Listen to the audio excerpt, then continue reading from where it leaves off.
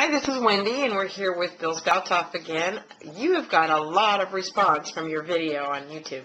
And I cannot tell you how excited I am about the amount of people that are interested in my story. Not just friends and family, but people I've never met. So thank you.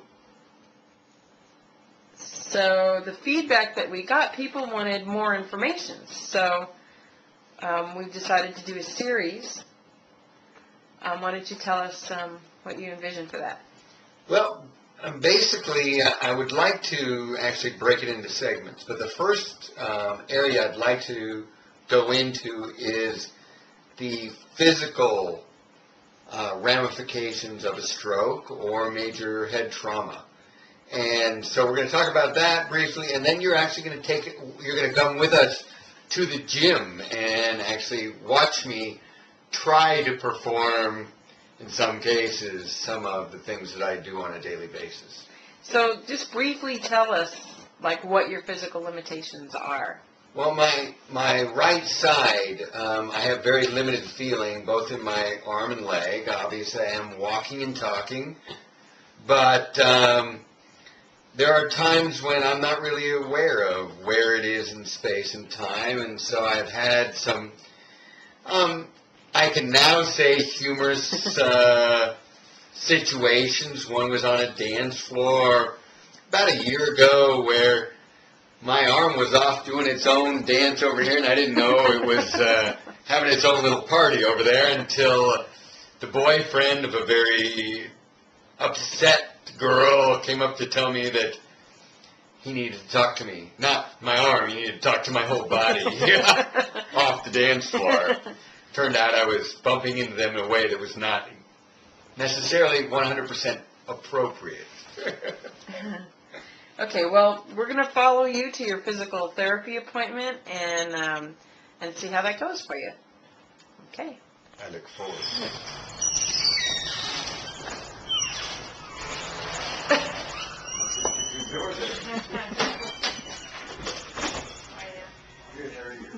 You're in physical therapy, right? Yes. And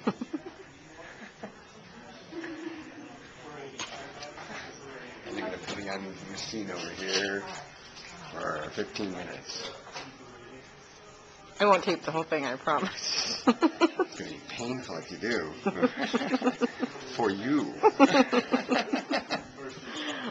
Well, hello, handsome. How are you? Is this your photographer? Yes. I'm not part of this. I'm Jay. I'm Wendy. Nice to meet you. Are you ready to boogie? Yeah. All right.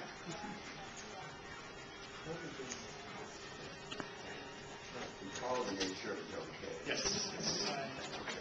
I got the relay message. I just want to make sure that Ryan was cool with that. Yeah. And here's the yes. So you're Bill's physical therapist? Yes, my name is Jay. I'm a licensed physical therapist here in California, and I have the pleasure of working with Bill.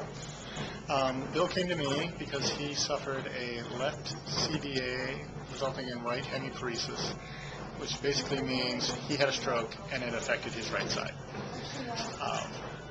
He had extensive rehab prior to coming here to our clinic, so we're basically trying to fine-tune what he is currently able to do with his right arm and right leg. And in the past, I mean, I know that the prognosis for him wasn't good before, but he's done some pretty amazing things, it seems like, and made some great progress. Yes, he's made excellent progress. As far as how far he will take that, that's pretty much up to him. The brain is fairly plastic, and which means it can reorder itself. So even though he's had damage to his brain, it is possible to re-establish a network which will allow him some finer motor control of his right arm and left lower leg. No, and what we're hoping to do is really encourage people who've had brain injuries and strokes and stuff like that to not give up and not quit and not always resign themselves to what the doctors say is possible. Right. And have you experienced that? You get a gamut of results. And unfortunately, to Well, I know you can't say. defend the physicians, you never really want to say, oh yes, absolutely, you're going to walk again. Yeah, your anything's life will be possible. perfect. Yeah. Because then you're setting up for a really big letdown. Right. On the other hand, you don't want to completely write the patient off and say, well, there's no hope. Yeah. Live with it, because you never know. Yeah. Typically, the longer the individuals have the condition, the likelihood of great gains diminishes. So it's in the client's best interest to be as proactive as early as possible. Mm-hmm. Don't wait for years to go by and then decide, okay, I'm going to try to make something happen. You need to do it from day one. As soon as you can. But is there still progress that can be made if someone had a stroke a long time ago and kind of didn't think there was any hope, and then like if they start up again an exercise program, I mean, can they still regain something? I mean, you can always regain some function. It may not look the way they want it to look. It may not be as smooth a movement pattern. They may not be as strong as they would like to be, but anything is better than being sedentary. You could take a healthy individual, put them in bed for 3 weeks, and they'll have a hard time walking because they're just laying around. Yeah. So take someone who has a disability and you don't have them exercise, it's only going to be magnified. So absolutely, you should work with what you have. So everyone should exercise. We all know that, but it's kind of like...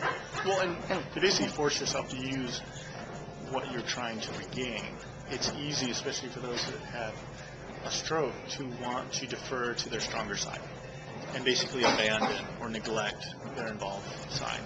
Because it's work. It takes a fair amount of concentration to make their limb perform the way they want it to. And often individuals will just surrender to the situation and go, fine, I won't use that arm, and I'll use my dominant. It's so much faster, it's so much easier, but then you're guaranteed it's not going to get any better.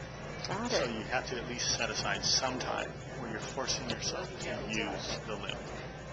Perfect. Thank you, Jake. You're welcome. That was painful. I don't know if I could do that. And is that the weak leg? This is the weak leg. Controlling the ankle voluntarily is proving to be a challenge. So with just a little bit of support, we can engage in a dynamic weight-bearing activity to challenge both his balance and strengthen the lower leg. At home, just having his ankle against the wall gives him enough stability. Okay, so what about other clients you've had? I had a gentleman in the hospital, and he had basically become spinalized and lost control of everything below his neck, so he was considered a quadriplegic. And he continued to run his heavy equipment company from his bed with the aid of his wife. Wow. So anything's possible. Love to hear that. Thanks.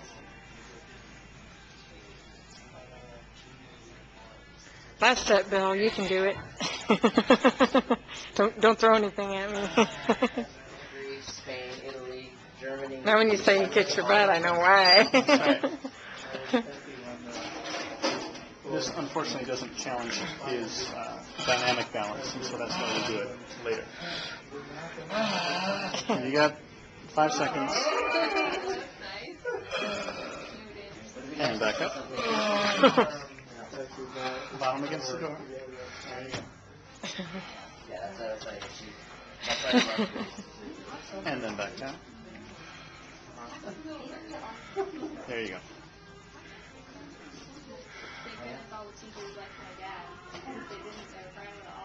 We also try to incorporate exercises that don't require a lot of specialized equipment, because if there's equipment that's not available to the client, they're not actually going to do the exercise. Yeah. So it needs to be functional. Don't forget the guy against the And it wall. needs to be challenging. It's only been 24 seconds. You've got 4 more seconds. We're just chatting. And back up. For the right upper extremity. It's also working his scapular musculature. And that's the arm. You don't have a lot of feeling in it, right, Bill?